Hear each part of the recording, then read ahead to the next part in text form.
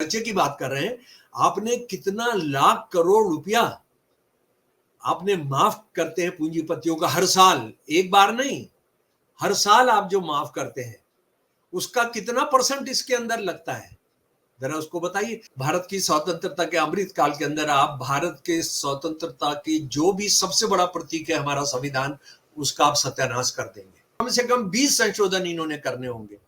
और ये आप अगर ये सोचते हैं कि अगर ये हरियाणा में जीत जाते हैं तो आप सोचते हैं कि उसको उसको करने की कोशिश नहीं करेंगे, बिल्कुल करने की कोशिश करेंगे।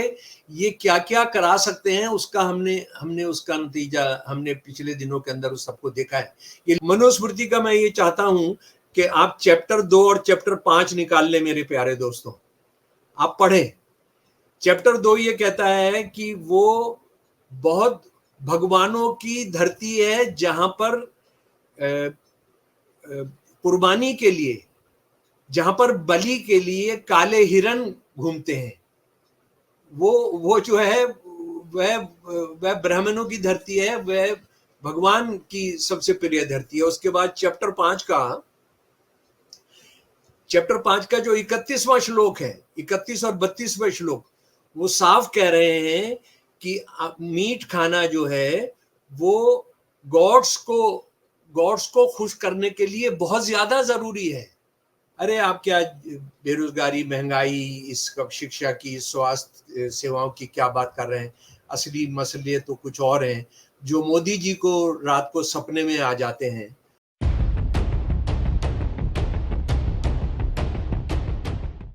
भारत एक बहुलता वाला देश और इसको ध्यान में रखते हुए संविधान निर्माताओं ने फेडरल स्ट्रक्चर, संघीय ढांचा बनाया था, जहां केंद्र सरकार की अपनी शक्तियां होंगी, राज्य सरकार की अपनी शक्तियां होंगी। अभी हाल ही में कैबिनेट ने वन नेशन वन इलेक्शन को मंजूरी दी है और अगले सत्र में, अगले लोकसभा के सत्र में संसद में आएगा।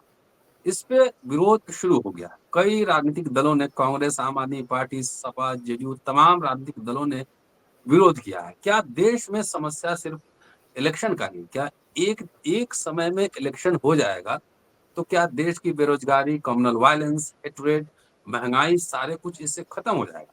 अभी लोकसभा का चुनाव हुआ, 7 चरण में हुआ सिर्फ लोकसभा का चुनाव, लेकिन अगर विधानसभा का चुनाव हो और 100 दिन बाद फिर निकाय का चुनाव हो तो कितने बरस लगेंगे चुनाव कराने में, कितने महीने लगेंगे?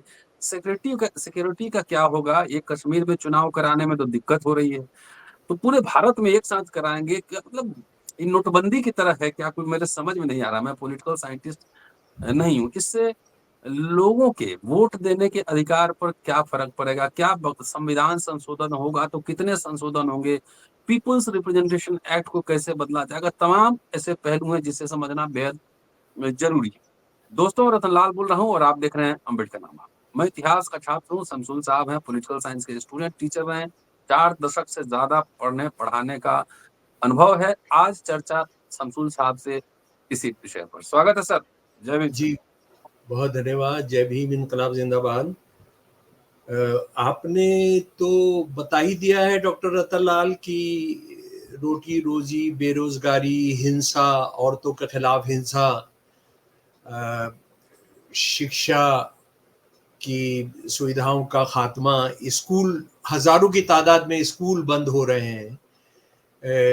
भारत के इतिहास में सबसे ज्यादा ग्रेजुएट बेरोजगार हैं पिछले 10 साल के अंदर।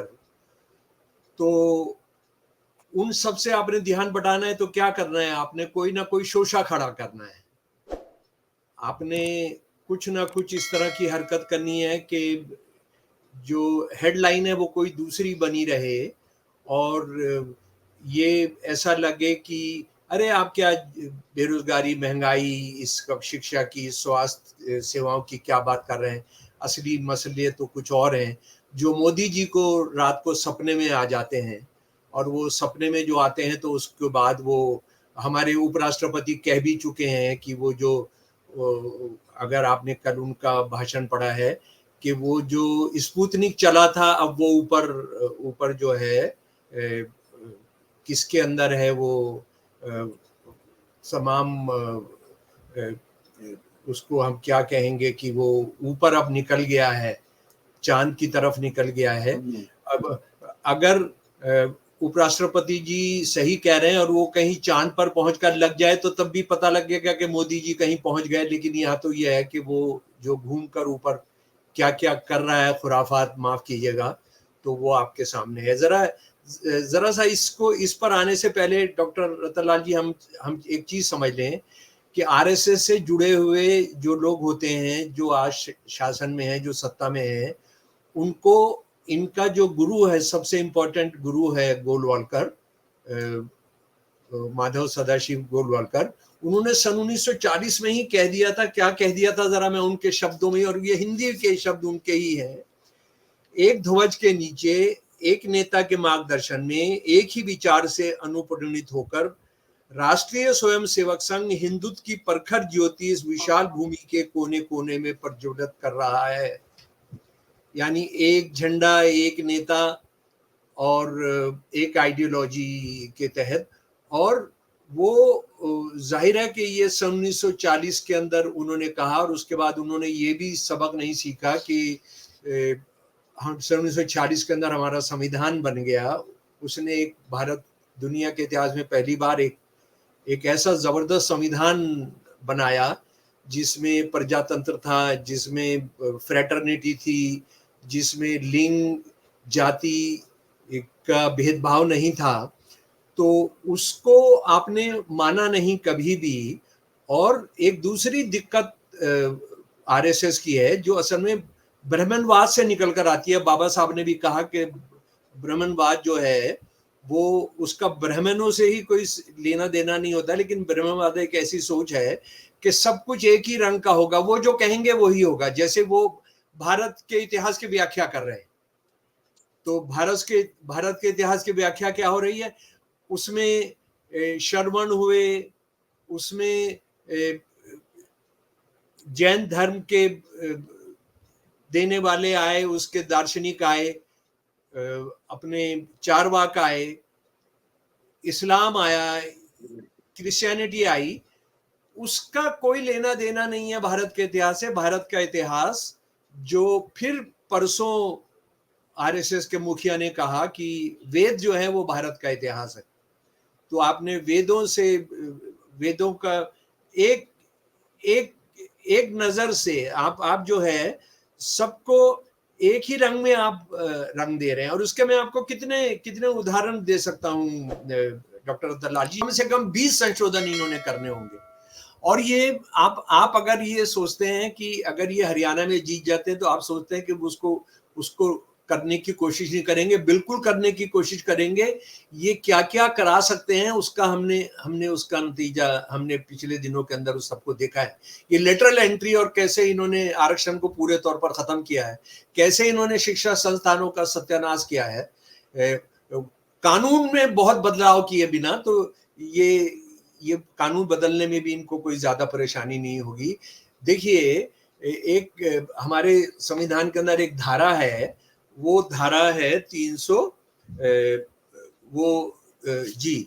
वो धारा है, सॉरी माफ कीजिएगा, वो धारा है 356 धारा जो है उसमें यह है कि आप राष्ट्रपति शासन लागू करा सकते हैं। और ये भी मैं आपको बताना चाहता हूं कि ये जो धारा है ये अंग्रेजों के 1935 के एक्ट से ले लिया गया था, ज्यों की त्यों ले ली गई थी कि आप इसमें 6-6 महीने करके केंद्र जो है उसमें राष्ट्रपति शासन चला सकता है, लेकिन वो 3 साल से ज्यादा नहीं चल सकता है। 3 साल के बाद आपने वहां चुनाव कराना होगा। आपने उसमें एक अपवाद किया, वो अपवाद आपने जम्मू एंड कश्मीर को किया था। जम्मू एंड कश्मीर और एक जमाने में पंजाब को लेकर किया था, लेकिन वो आपने इमरजेंसी लगाई थी वहां पर। आपने उन राज्यों के अंदर लोकल इमरजेंसी लगाई थी। तो इसका मतलब है कि आप जो है 4-5 साल, जितने साल चाहेंगे आप जो है केंद्रीय शासन चला कर रखेंगे। अच्छा, उसके बाद मान लीजिए सन 1925 के अंदर अभी ये बिहार का चुनाव नहीं कराते हैं, ये महाराष्ट्र का चुनाव नहीं कराते हैं, झारखंड का चुनाव नहीं कराते हैं, सन 1925 में चुनाव ड्यू हो जाता है।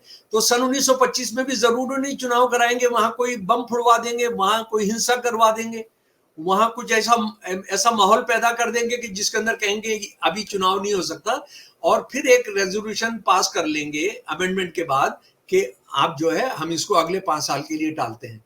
तो ये देश तो तानाशाही के अंदर चला जाएगा। ये देश तो जिसके लिए इतना शहीदों ने कुर्बानी की, जिसके लिए कितनी मेहनत की, ये तो सन 1935 का जो अधिनियम था, जो अंग्रेजों का जो लादा गया कानून था, तो पूरा सन 1935 का अधिनियम हो जाएगा। इसको जो है आपने, यानी आप अमृत काल के अंदर, भारत की स्वतंत्रता के अमृत काल के अंदर आप भारत के स्वतंत्रता की जो भी सबसे बड़ा प्रतीक है हमारा संविधान, उसका आप सत्यानाश कर देंगे। और एक इनको ये समझ नहीं आता कि मोदी जी कितने 100 साल जिंदा रहेंगे, कितने साल उनका राज चलवाना है। भाई एक सीधा कानून पास कर दो ना कि मोदी जब तक जिंदा है तब तक वो प्रधानमंत्री रहेंगे। एक कानून पास करवा दो, एक कानून पास करवा दो, पुतिन की तरह, पुतिन, हाँ पुतिन की तरह कानून पास करवा दो, या जो अरब शेख हैं उनकी तरह से कानून पास करवा दो। ये नेपाल का राजा कि जब वो मरेगा तो उसका बच्चा होगा, लेकिन यहाँ तो बच्चा है नहीं तो बड़ी दिक्कत होगी, लेकिन खैर वो परिवार से बड़ा परिवार जो है उसमें से कोई और आ जाएगा। अरे भाई आप ये करना क्या चाहते हो, ये बताओ, इसके जरिए आप करना क्या चाहते हो? आप ये झूठ बोल रहे हो कि समय खराब होता है। आपने डॉक्टर रतन लाल ने बताया कि वो पूरे साल चुनाव होता रहेगा, वो पूरा एक साल चुनाव में चला जाएगा। अच्छा, आप खर्चे की बात कर रहे हैं, आप खर्चे की बात कर रहे हैं। आपने कितना लाख करोड़ रुपया आपने माफ करते हैं पूंजीपतियों का हर साल, एक बार नहीं, हर साल आप जो माफ करते हैं उसका कितना परसेंट इसके अंदर लगता है, जरा उसको बताइए। और देखिए कौन जो क्या अंग्रेजी की एक कहावत है कि black cattle calling saucepan black, हाँ वो कुछ इस तरह की कहावत है, उसका हिंदी आप बता सके तो बहुत अच्छा होगा। चोर जो है साहूकार को डांटे, उसका शायद एक मतलब होता है। जो पार्टी सबसे ज्यादा पैसा खर्च करती है, जिस पार्टी के लिए सबसे लंबे चुनाव कराए जाते हैं, प्रधानमंत्री के ऑफिस से इलेक्शन कमीशन पूछता है कि जनाब कितने दिन का यूपी के अंदर चुनाव कराना है, कितने दिन का मध्य प्रदेश के अंदर चुनाव कराना है, किस दिन से हमने वो कानून लागू करना है कि अब चुनाव प्रचार नहीं होगा। जिस दिन मोदी जी की सबसे बड़ी सभा हो चुकी होती है, उसके अगले दिन से ये होता है कि अब जो है राजनीतिक गतिविधि नहीं होगी। लेकिन मोदी जी बराबर राजनीतिक गतिविधि करते रहते हैं, वो सारे भाषण उनके राजनीतिक हिंदू मुसलमान करते रहते हैं वो। तो इसको आप लोग समझे मेरे प्यारे दोस्तों, ये आरक्षण खत्म करने के ऊपर मुंह की खा चुके हैं, ये लेटरल एंट्री पर मुंह की खा चुके हैं। संविधान को बचाने के लिए आज कह रहे हैं कि हम संविधान बचाने की लड़ाई में शामिल हैं, आज वो कह रहे हैं कि हम जातिगत जनगणना कराएंगे। लेकिन ये भेड़िए जो है, भेड़ की खाल पहनकर इन्होंने अपना रवैया नहीं बदला है, ये फिर भी लगे रहेंगे कुछ ना कुछ करने के अंदर, और हमने इसको सफल नहीं होने देना है। अगर ये सफल होने देंगे, अगर इसको सफल होने देंगे वन देश वन चुनाव, तो ये देश बचेगा नहीं। और आप जरा सोचिए, असेंबलीज और पार्लियामेंट की बात छोड़िए, जो स्थानीय निकाय हैं उसका भी एक साथ चुनाव होगा, उसका भी एक साथ चुनाव होगा। यानी दिल्ली म्युनिसिपल कमेटी का पटना म्युनिसिपल कमेटी के साथ चुनाव होगा, उसके बाद अमृतसर म्युनिसिपलिटी के साथ चुनाव होगा, उसके बाद केरल की तिरुवनंतपुरम की चुनाव होगा साथ। तो ये मुझे लगता है कि ये इन लोगों को जो है मनोवैज्ञानिक इलाज के लिए भेजना होगा, चिकित्सा के लिए। ये अपना कॉमन सेंस, अपना दिमागी बैलेंस खो चुके हैं ये लोग। हम इसका जरा सा तकनीकी 2-3 चीज समझ लें मेरे प्यारे दोस्तों। जी वही जरूरी है। जी तकनीकी संवैधानिक प्रोविजन क्या है, संविधान क्या कहता है, ये भी तर्क दे रहे हैं कि 1967 तक तो एक इलेक्शन हो रहा था। तो सवाल है कि उस समय तो एक ही पार्टी की हुकूमत थी, खाली केरला को छोड़ दिया जाए कुछ समय के लिए। अब तो क्षेत्रीय दल भी हैं, ट्राइबल पार्टी है, अब दलित पार्टी है, पिछड़ा पार्टी है, माइनॉरिटी की पार्टी है। और सरकारें अपना कार्यकाल पूरा करती थी, सरकारें अपना कार्यकाल पूरा करती थी। उसमें मोदी जी और अमित शाह जी नहीं आए थे कि पूरे के पूरे को खरीद लेंगे पूरी पार्टी को। इनका आगमन नहीं हुआ था उस समय के अंदर। ये जो आया राम गया राम नहीं शुरू हुआ था। मैं जरा सा इसकी डिटेल जो है आप साथी लोग जानते हैं कि 14 मार्च को मुर्मू जी के सामने हमारे जो पिछले वाले राष्ट्रपति थे उन्होंने इसको पेश किया था, और परसों इसको भारत की जो सरकार है, कैबिनेट जो है, उसने उसको सहमति दे दी है और इसको लागू करेंगे। इसका 2-3 तुरंत खतरनाक बातें जो है उसको समझ लीजिए। देखिए, अभी तो हरियाणा का और जम्मू कश्मीर का चुनाव हो रहा है। असल में ये एक टेस्ट है डॉक्टर रतन लाल जी। इसमें आरएसएस की सरकारों का क्या होता है उससे तय होगा कि ये आगे बढ़ेगा नहीं बढ़ेगा। देखिए, अभी इन्होंने लेटरल एंट्री कर दी थी, लेकिन जब चुनाव के अंदर जो सीधा रिजर्वेशन की अवहेलना करके आप सीधा बड़े अफसरों को कर देंगे, और 400 के करीब लोगों को लगाया भी था उस पर। चुनाव में अपनी इन्होंने भर पिटते देकर उसको वापस लिया है। अभी जो ये हरियाणा का इलेक्शन है इसके लिए होगा, लेकिन मेरे जो सुनने वाले साथी जरा इसको समझें, अक्टूबर नवंबर के अंदर 2 बड़े चुनाव होने हैं। एक बिहार का चुनाव होना है और एक महाराष्ट्र का चुनाव होना है। नहीं, झारखंड जी, बिहार का भी होना है। बिहार का अगले साल होना है जी। बिहार का अगले साल अक्टूबर नवंबर में होना है। इस साल अक्टूबर नवंबर के अंदर होना है, और झारखंड का होना है। बहुत धन्यवाद मुझे सही कराने के लिए। अच्छा, अब ये मान लीजिए ये 15 दिन के बाद 20 दिन के बाद इस कानून को पास करा देते हैं, तो इसका मतलब क्या होगा? इसका मतलब ये होगा कि महाराष्ट्र की सरकार जो है और जो बिहार की सरकार है वो, और झारखंड की जो सरकार है वो 2025 तक चलेगी। 2025 तक चलेगी। और वो 2025 तक किसकी चलेगी? अब झारखंड को आप छोड़ दीजिए, झारखंड में आज आरएसएस की सरकार नहीं है, लेकिन उसको वो बनवाने की पूरी कोशिश करेंगे। और जब ये होगा कि ये सरकार हमने 2025 तक चलानी है, तो ये क्या क्या हथकंडे वहां अपना सकते हैं, आप इस बात को जानते हैं कि क्या क्या कर सकते, कैसे ये पूरी सरकारों को पलटवा सकते हैं, इसको हम बहुत अच्छे तरीके से जानते हैं।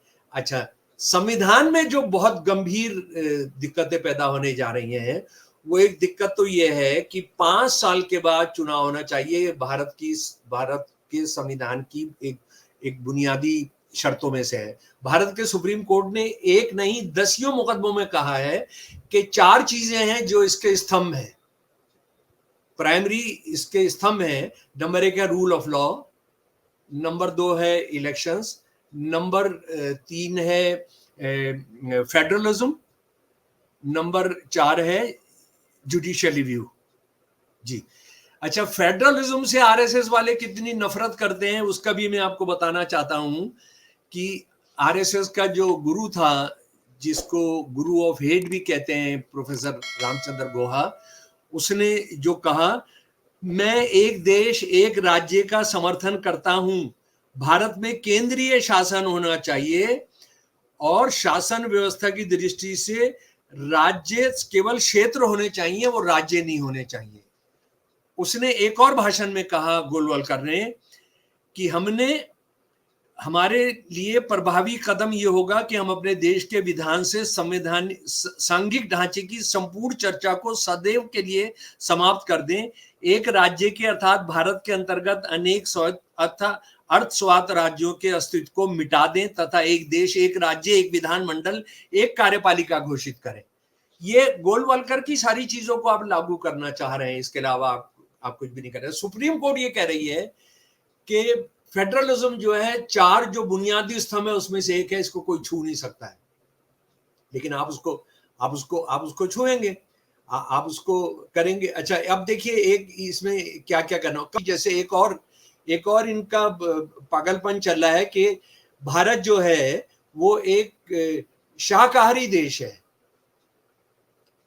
यानी शाकाहारी देश है, और वो जो है जो नॉन वेज है, जो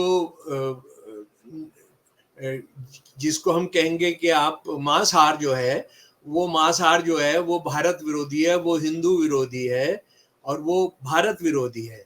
अच्छा, अब इन माफ कीजिएगा, इन पागलों को आप क्या कहेंगे? इनको आप ये नहीं पता है कि जो दही खाते हैं ये डॉक्टर रतनलाल, दही तो प्योर नॉन वेज खाना है। अच्छा, उसके अलावा आप जो दूध पीते हैं, वो दूध जो है वो पेड़ों से नहीं निकल कर आ रहा है, वो भी एक जानवर के उससे निकल कर आ रहा है।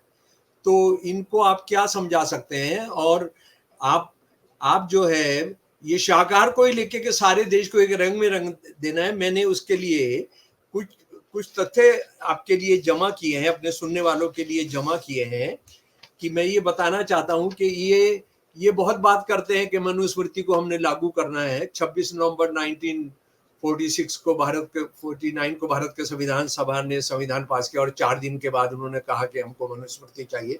मनुस्मृति का मैं ये चाहता हूं कि आप चैप्टर 2 और चैप्टर 5 निकाल लें मेरे प्यारे दोस्तों, आप पढ़ें।